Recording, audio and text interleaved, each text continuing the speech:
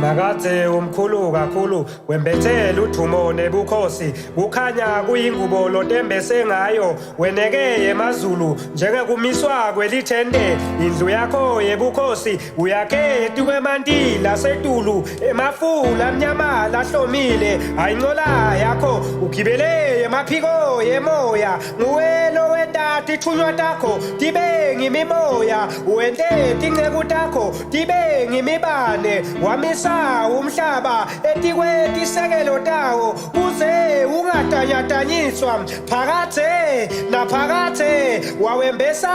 ngemantila amanyenti njengakwembeswa kwengubo emanti agcwala aqwilisa tintsaba wawekhuta abaleka ngekuphodla kwelivi lakho.